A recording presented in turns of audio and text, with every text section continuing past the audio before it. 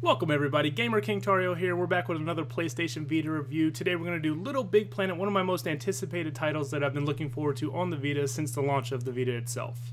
LittleBigPlanet Vita isn't a port of the original PlayStation 3 games, it's its own separate adventure.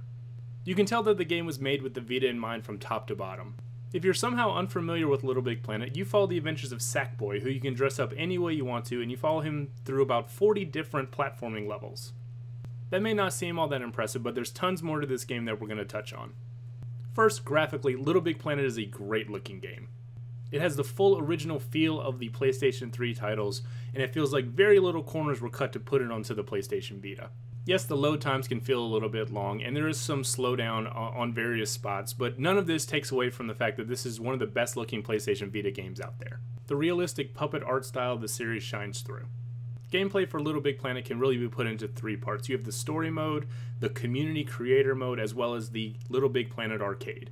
Story mode follows Sackboy through 5 different theme worlds and about 3 dozen different levels. The actual story in story mode is nothing to write home about, but it is filled with some memorable characters and some witty dialogue and some beautiful cinematics to watch. You can beat the story mode in just a few hours, but what it lacks in quantity, it makes up for in overall quality.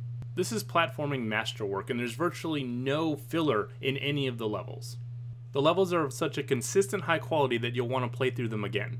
Fortunately, LittleBigPlanet Vita gives you incentive to go through and play these levels again by collecting stickers, trying to get a high score to put on your leaderboard and beat your friends, and also by trying to complete each level without dying.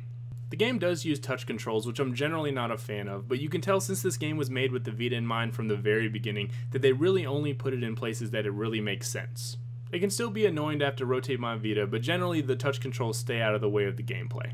Generally, a story mode could be up to 90% of an experience in a video game, not so in LittleBigPlanet. It's really just a showcase to see what can be done with the community. LittleBigPlanet Vita comes with an incredibly robust creator feature. You could literally spend dozens of hours trying to come up with your own ideas and your own levels.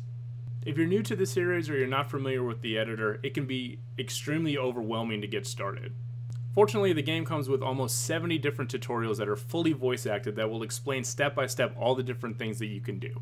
The editor is also where the touch controls shine, and the ability to take it anywhere with you and not have to sit in front of your PS3 for hours upon hours means that people are going to be able to make some incredible things. If using the editor isn't your thing, you'll still probably get a kick out of playing what other people spend hours and hours and hours creating. If you have LittleBigPlanet and you activate the online pass, you essentially get access to an endless stream of user-created content. Not only that, you can take your favorite levels, like this Honey Village level, and download it to your PlayStation Vita so you can play it offline if you don't have a connection. The last section we're going to talk about is LittleBigPlanet Arcade and Minigames. Not only does LittleBigPlanet come with a slew of endless content from the community, but it also comes with its own set of really well done minigames. These are unlocked as you progress through the story mode, and a lot of them are really well done.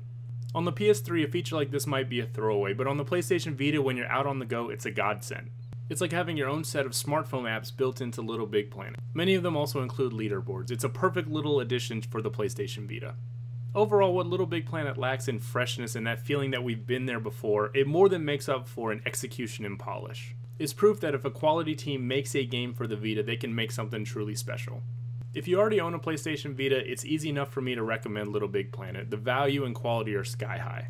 If you don't own a PS Vita, I don't know if LittleBigPlanet will be a system seller, but it's certainly a great example of what the system can do. In my opinion, as of the release of LittleBigPlanet, it has become the best game on the PlayStation Vita.